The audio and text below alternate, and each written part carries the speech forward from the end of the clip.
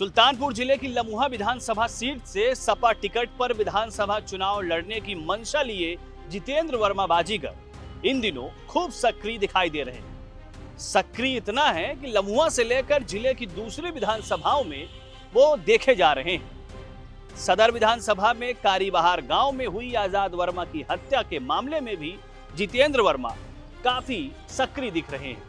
उनका कहना है कि वो पीड़ित परिवार को न्याय दिलाना चाहते हैं, लेकिन इस न्याय पाने की लड़ाई में जितेंद्र वर्मा पर गंभीर आरोप भी लग रहे हैं। दरअसल उनका एक वीडियो सोशल मीडिया पर वायरल हो रहा है जिसमें वो असलहा लिए हुए दिखाई दे रहे हैं।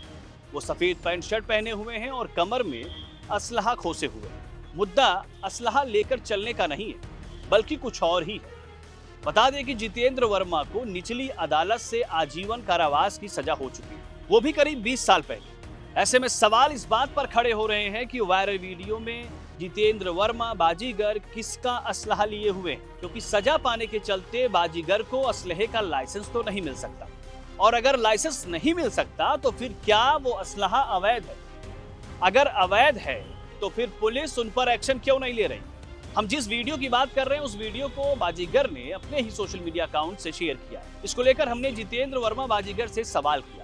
फोन पर बातचीत में उन्होंने असलहे को लेकर जो जवाब दिया वो आपको आगे इस वीडियो में बताएंगे। लेकिन उससे पहले आपको ये भी बता दें कि आजाद वर्मा हत्याकांड में जितेंद्र वर्मा पर आरोप लग रहा है कि इस मामले में वो अपनी रसूख का इस्तेमाल कर रहे हैं और मामले में जातीय रंग देने का काम कर रहे हैं। हालांकि वो अलग बात है कि जितेंद्र वर्मा ने इन सारे आरोपों को खारिज किया है और कहा है वो पिछड़े समाज से आते हैं और इसलिए उन पर इस तरीके के आरोप लगाए जा रहे हैं।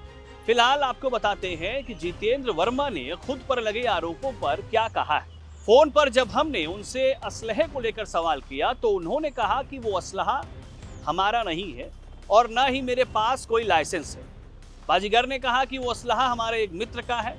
हालांकि उन्होंने उस मित्र का नाम तो नहीं लिया कि वो कौन है, लेकिन उन्होंने कहा कि वीडियो में जो असलहा दिख रहा है वो उन्हीं का है।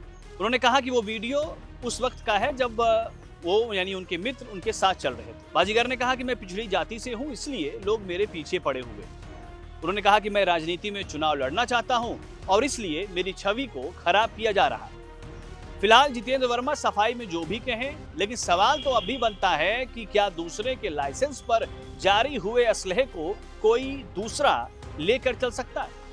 इसकी जानकारी पुलिस को करनी है। इसके अलावा आजाद वर्मा को लेकर जितेंद्र वर्मा से जब हमने सवाल किया कि आप पर आरोप है कि आजाद वर्मा आपके में काम करता था, तो इस पर बाजीगर ने कहा कि मैं उस बच्चे को जानता तक नहीं हूं, उससे कभी मिला ही नहीं था। संवेदना के चलते मैं उसके घर गया था, उससे मेरा दूर दूर तक कोई नाता नहीं रहा है। ये सिर्फ इसलिए हो रहा है कि मैं पिछड़े समाज का बेटा हूं और राजनीति करता हूं, इसलिए परेशान किया जा रहा हूं। जितेंद्र वर्मा से सवाल किया गया कि आजाद वर्मा और उनके पिता के बयानों में अलग अलग बातें सामने आ रही, तो इस पर जितेंद्र वर्मा ने कहा कि बेटे की मौत के बाद किसी भी पिता की हालत समझी जा सकती है, वो किसी पर भी शक करेगा ही, और इसलिए उन्होंने ऐसा बयान दिया। अपनी सफाई में जितेंद्र वर्मा कुछ भी कहें, लेकिन आजाद वर्मा हत्याकांड में उनकी भूमिका को लेकर आरोप लग रहे हैं कि उनकी मौजूदगी और सक्रियता के चलते मामले में जातीय रंग पैदा हुआ है।